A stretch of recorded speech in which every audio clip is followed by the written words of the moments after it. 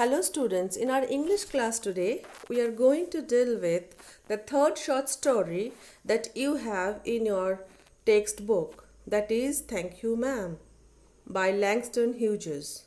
But before moving on to the story, let me give you a very short biographical sketch of the author. Langston Hughes was an American poet, social activist, novelist, playwright, and columnist. One of the earliest innovators of the then new literary art form called jazz poetry. Hughes is best known as a leader of the Harlem Renaissance. He famously wrote about the period that the Negro was in vogue, which was later paraphrased as when Harlem was in vogue. Like many African Americans, Hughes had a complex ancestry. Both of Hughes's paternal grandmothers were enslaved Africans, and both of his paternal great grandfathers were white slave owners in Kentucky. Langston Hughes grew up in a series of Midwestern small towns. His father left the family soon after the birth of Langston Hughes. After the separation, Hughes's mother traveled seeking employment. Langston was raised mainly in Lawrence, in Kansas, by his maternal grandmother, Mary Langston. Mary Langston instilled in her grandson a lasting sense of racial pride. Imbued by his grandmother with a duty to help his race, Hughes identified with neglected and downtrodden black people all his life and glorified them in his work. He lived most of his childhood in Lawrence. In 1940, in his biography called The Big C, he wrote, "I was unhappy for a long time and very lonesome, living with my grandmother. Then it was that books began to happen to me, and I began to believe in nothing but books and the wonderful world in books, where if people suffered, they suffered in beautiful language, not in monosyllables as we did in Kansas." The present story, that is Thank You Ma'am, tells us how deeply he was motivated by his grandmother. His writing experiments began when he was young. While in grammar class in Lincoln, Hughes was elected class poet. He stated that in retrospect, he thought it was because of the stereotype about African Americans having rhythm. In his autobiography, he wrote, "I was a victim of a stereotype. There were only two of us Negro kids in the whole class, and our English teacher was always stressing in importance of rhythm in poetry. Well, everyone knows except us that all Negroes have rhythm. So they elected me as class poet." During his high school, Hughes wrote for the school newspaper, edited the yearbook, and began to write his first short stories, poetry, and dramatic plays. His first piece of jazz poetry was written while he was in high school. The 1950s has been said to be the most productive years of his life. He continued his versatile writing career, producing works of prose, poetry, opera, drama, a historical work, and a critical work. In the 1960s, he continued many of above genres and in addition composed few anthologies, one in 1964 and other in 1967, the year of his death. Hughes is referred to as a literary phenomenon. He was one of the first black men of literature who proved to make a productive and profitable career out of his writing. In addition to possessing an ability to write in every genre, Hughes composed translations of his works and annually lectured and toured.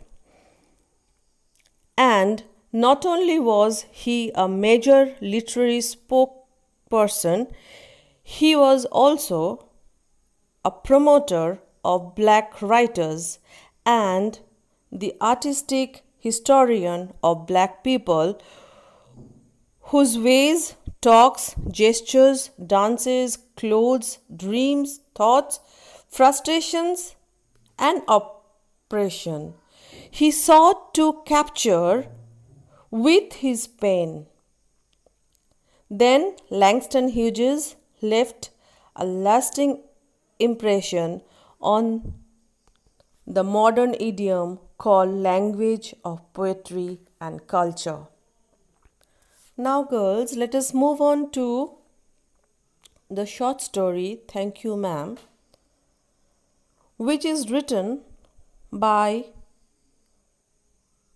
Hughes around 1930s, where the racism was a big issue in the US society.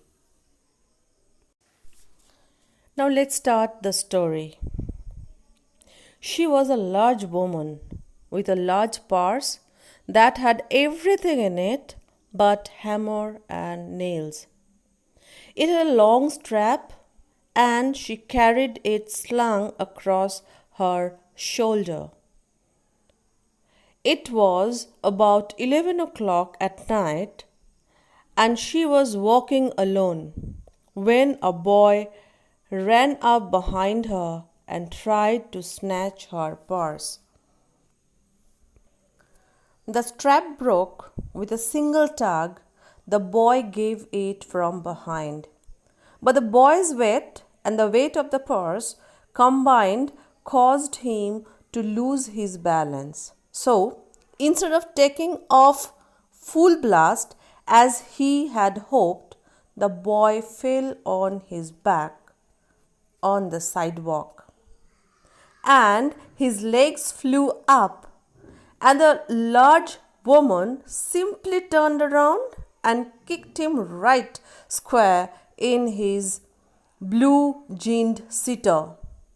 Then she reached down, picked the boy up by his shirt front, and shook him until his teeth rattled. So we can see that a lady was walking along the street, hanging a huge bag across her shoulder.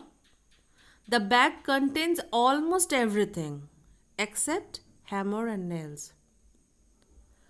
Suddenly, a boy came and pulled the bag hard, but his efforts went in vain. The boy lost his balance and fell on the pavement. The lady, instead of getting scared of the incident, she turned and kicked him hard at his back. The boy was so scared that he started to rattle. The boy, mentioned in the story, made a valiant attempt to snatch away the pocketbook of the lady, who simply grabbed him and caught hold to him so tightly that his teeth rattled. The boy was very timid and of innocent nature. The boy did not want to steal out of any meticulous planning, but simply got carried away out of his sheer impulsiveness to collect money.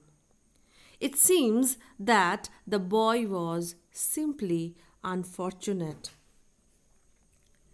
In the first line of the first paragraph, the word but means except. The other word tug means to pull hard. And the word sidewalk stands for pavement. After that, the woman said, "Pick up my pocketbook, boy, and give it here." She still held him, but she bent down enough to permit him to stoop and pick up her purse. Then she said, "Now, ain't you ashamed of yourself?" Firmly gripped by his shirt front, the boy said, "Yes, am." The woman said, "What did you want to do it for?"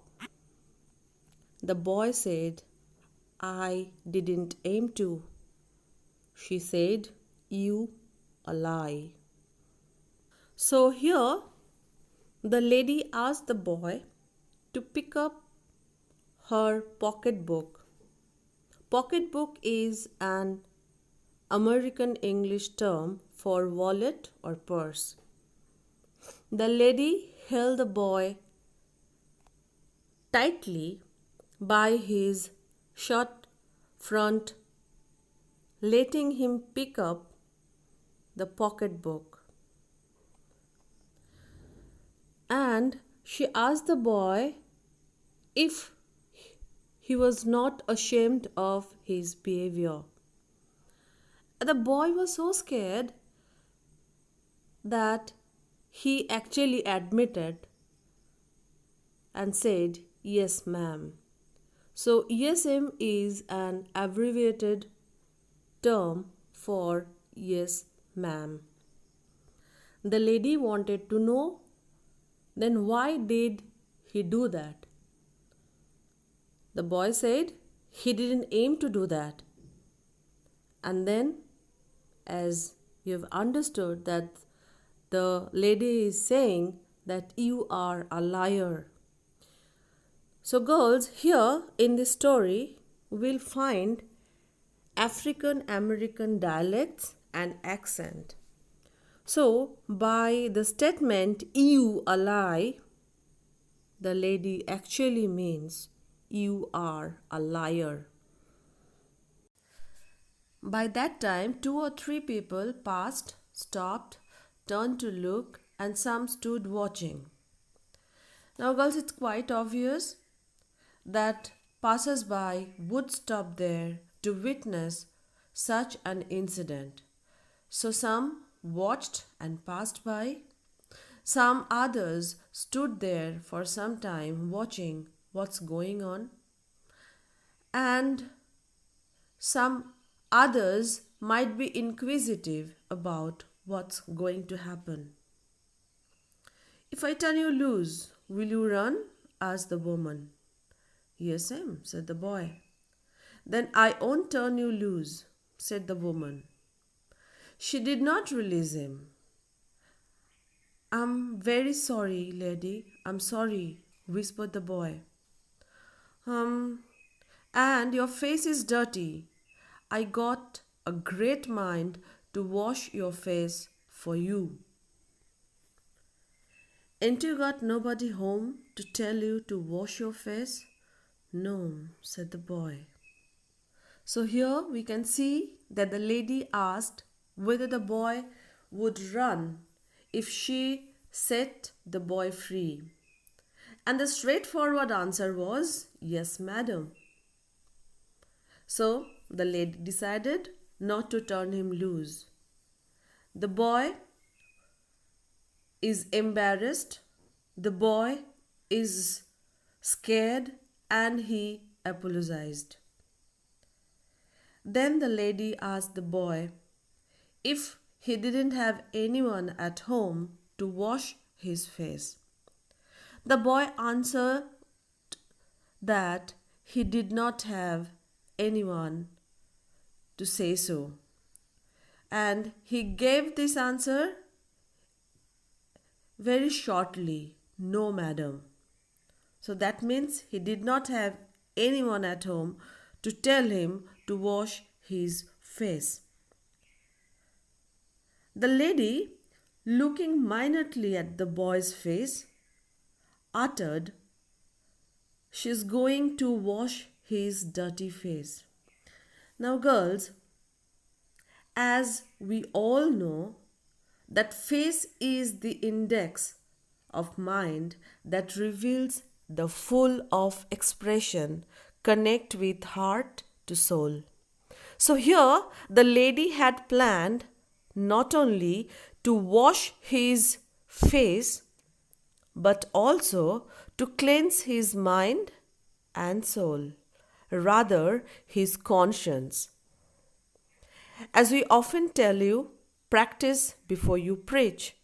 So here the lady is not going to preach anything. She is going to practice something, practice some noble deed through which she wants to teach us something.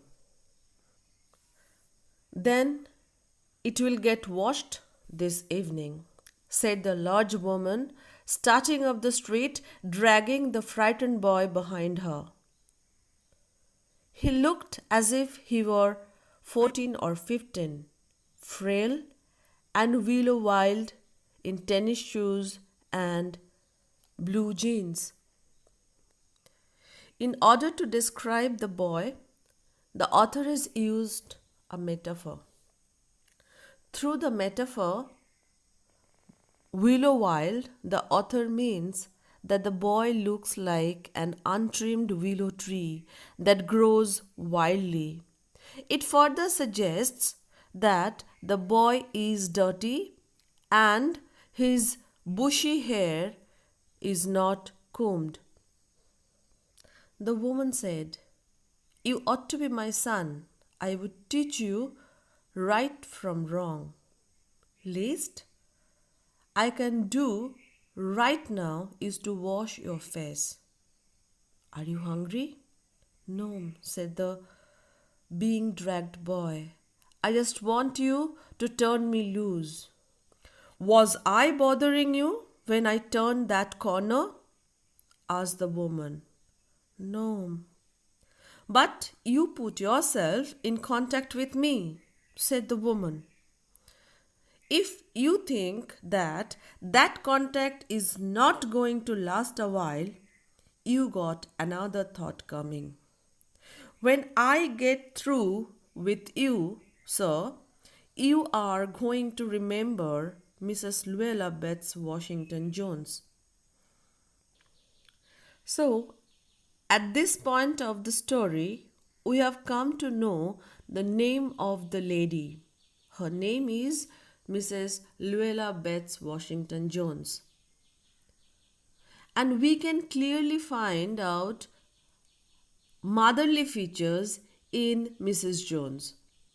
As I told you in my introduction to the author, that the author was greatly motivated by Mary Langston, his grandmother. Here we'll find some glimpses of the characteristic features of his grandmother.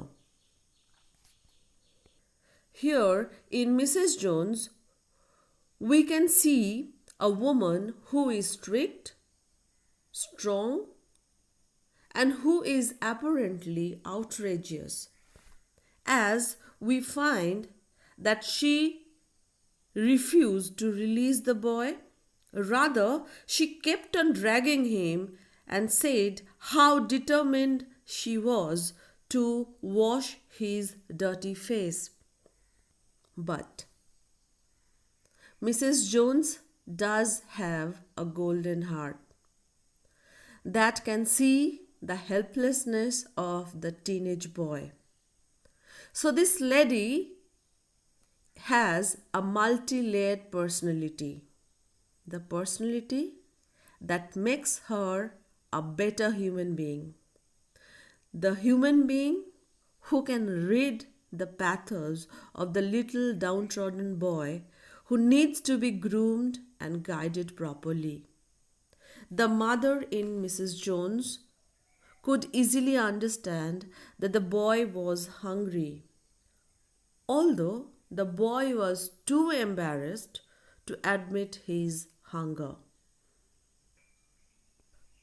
So, my dear students, in the first class on Thank You Ma'am by Langston Hughes, we have seen that Mrs. Luella Betts Washington Jones is walking home from work one night when a young teenager attempts to snatch her. He breaks the strap in haste to get away, and Mrs. Jones gives him a kick, shakes him, and finally grabs him by his shirt. When the boy tears the strap in haste to snatch the large purse, or just when the boy attempts to snatch the purse, inciting incident comes to light because this event creates the struggle or conflict between the characters. The woman gives the boy a kick, shakes him, and gives him a stern lecture. And the lady is determined to wash his dirty face. In our next class, we'll see what happens to the boy at last. And obviously, we are eager to know the name of the boy, the identity of the boy. And we'll definitely going to know about the boy in our next class. And last but not the least, we will also know that what makes the boy to say thank you ma'am. We'll also discuss some other relevant points in our next class. Thank you.